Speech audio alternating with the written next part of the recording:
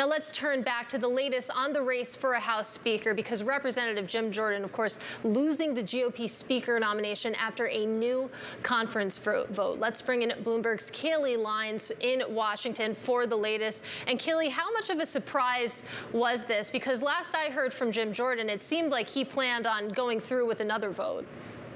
Yeah, and he did go through with another vote in that third round earlier today, Katie, in which he bled even more support. 25 members of the Republican conference voted for someone else other than Jim Jordan. So once again, he lost. That is when they went back into this conference meeting and by secret ballot decided that Jim Jordan should no longer be the speaker nominee of the conference. And he lost by a pretty wide margin, 112 to 86 votes. So the question is going to be where the conference goes from here. What members are saying coming out is that they're going home for the weekend. They'll be coming back Monday evening to hold a new candidate forum, decide who next should be the speaker designate. Already we have had a number of members tossing their hats into the ring, including Oklahoma Congressman Kevin Hern, Michigan Congressman Jack Bergman, and if you remember, Georgia Congressman Austin Scott, who had really suddenly thrown his hat into the ring against Jim Jordan initially about a week ago. He has said he'll be running for speaker again. It's anyone's guess, though, if any of them can get to 217 votes. Well, that's a big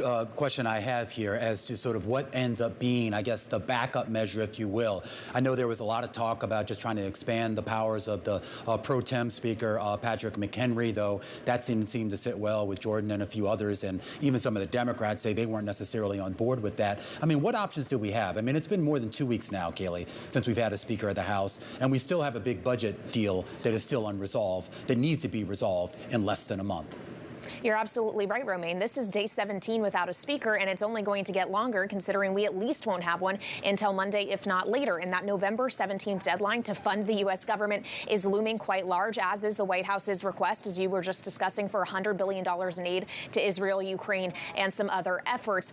So it is going to be really difficult to get anything done in the House until there is a speaker. That is just the fact of the matter. Patrick McHenry thinks his power is limited to overseeing the election of a speaker, and he has told members that he will not be doing anything on the floor unless they give him that explicit power through a resolution like what was being discussed in the Republican conference yesterday. But that was shot down in conference. It did not have adequate support. Even Jim Jordan was saying, yes, extend McHenry's powers for a certain period of time. It'll allow me to whip more votes. And they did not go for that. It does seem like Hakeem Jeffries, the Democratic leader today, was open to the idea of Democrats working with Republicans to try to get something done in a bipartisan manner. The thing is, a lot of Republicans don't want to give that kind of power to the Democrats. So where we go from here on that issue remain also unclear.